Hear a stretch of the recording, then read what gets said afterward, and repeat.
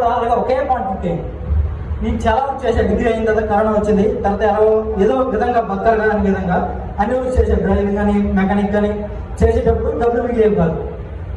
అప్పుడు యూట్యూబ్లో ఒక వీడియో చూశాను, మన టైం మనం వాడుకోపోతే మన టైం పక్క వాళ్ళు వాడుకుంటారు. కరెక్టే కదండి?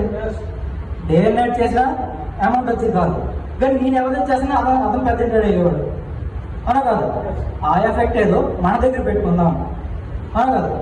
మన దగ్గర పెట్టుకుంటే మనం డెవలప్మెంట్ అవుతాం. అవునా కదండి? ఎందుకంటే అంటే మనం ఏం చేయలేము కదా, మన వల్ల అవ్వదు కదా అనుకోకుండా ఏదో ఒకటి చెయ్యాలి. అసలు మనం ఏం చేయగలం, ఏ విషయంలో మనం ఎక్స్పర్ట్. అవునా కదా? పూరి చేయగలరు ఒక మాట అంటారు, మనం 100 పనులు చేయగలే, ఏ పని చేస్తామో ఆ పనిలో ఎక్స్పర్ట్ అయ్యి ఉండాలి. అవునా కదా? సో మనం ఇక్కడ దేనికి వచ్చామండి? అమౌంట్. సో మనం లేచిన నుంచి పడుకునే వరకు ప్రతి ఒక్కరు కూడా అమౌంట్ అవసరం. ఏం సార్ మీరేమంటారు? అందరూ నార్మల్గా సంపాదించారంటారా? నాలెడ్జ్ సంపాదించారంటారా? ఏం సార్? గట్టిగా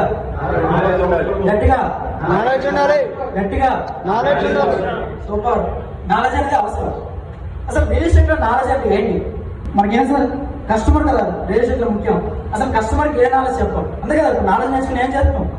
కస్టమర్కి ఎక్స్ప్లెయిన్ చేస్తాం కదా, మనలో మనం పెట్టుకోలేం కదా. కస్టమర్ ఎక్కడ ఫైండ్ ది కస్టమర్ ఎలా ఫైండ్ చేస్తాం? నాలెడ్జే కదా. ఎందుకంటే కస్టమర్ ఎక్కడ ఉంటారు, కస్టమర్ ఎలా చెప్పాలి, ఎలా అప్రోచ్ అవ్వాలి కస్టమర్కి, ఇవన్నీ నాలెడ్జే కదా సార్. ఎందుకంటే రియల్ ఎస్టేట్ మనకేం తెలియదు, తెలుసుకుని ప్రతి ఒక్కటి కూడా నాలెడ్జే అంటారు.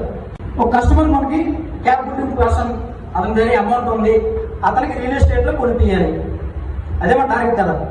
అతను ఇన్వెస్ట్మెంట్ చేస్తే మనకు కొద్దిగా అమౌంట్ వస్తుంది. అవునా కదా సార్?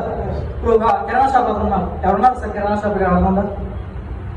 Yes sir. పేస్ట్ అనేది మీకు 1 రూపీ నుంచి 2 రూపీస్ వస్తుంది పేస్ట్ బట్టి. అంటే 10 రూపీస్ పేస్ట్ అంటే మనకు 1 రూపీ 2 రూపీస్ వస్తుంది.